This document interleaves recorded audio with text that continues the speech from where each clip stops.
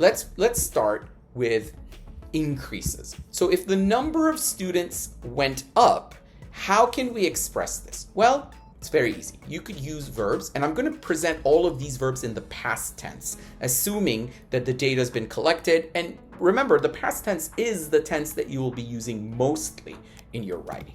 So you could say the number of students grew.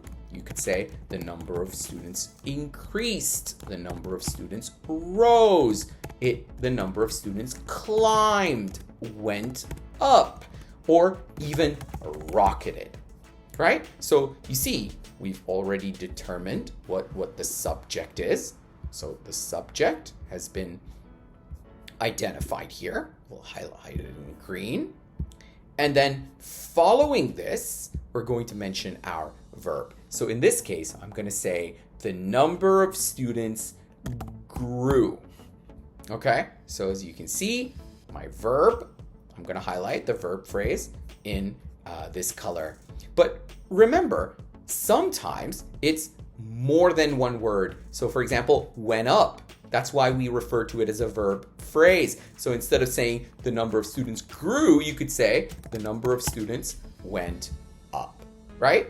Okay, but what if we're describing a decrease? Well, you could use verbs such as fell, decreased, declined, dropped, and if it's especially hard, you could refer to it as plummeted. So remember, rocketed means to increase very quickly and to a great amount, right?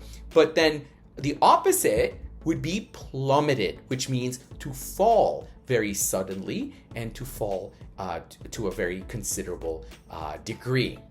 Okay? But which leaves me with fluctuations.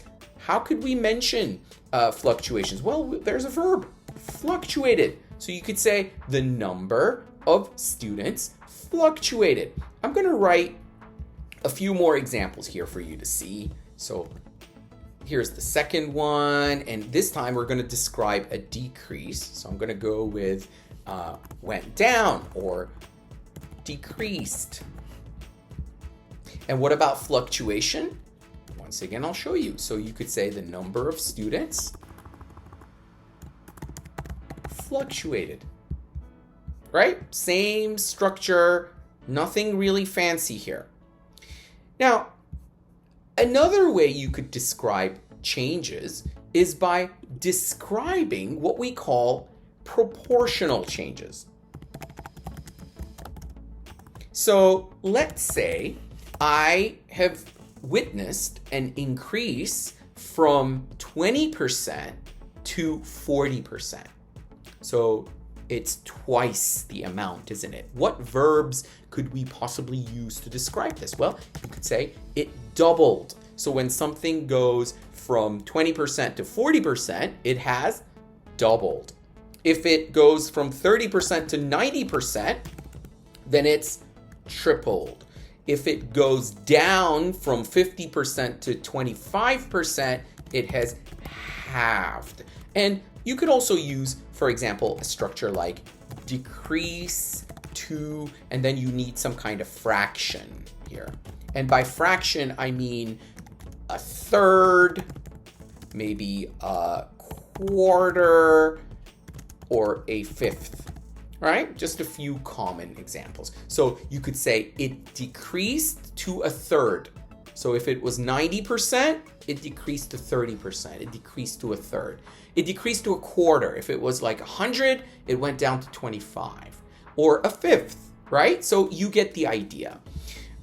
These structures can be used to describe, as I mentioned, proportional changes. So let's try to add one more example up here to describe these proportional changes. So how can we do that? Well, you could say the number of students, I'm just going to go with the first one, doubled, right?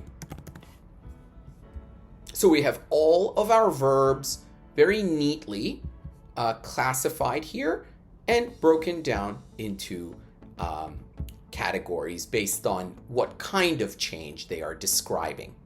If you enjoyed this video, please do me a favor, like, subscribe, and share this link with other people who may find this content useful. As always, thank you all for watching, and I'll catch you all in the next one.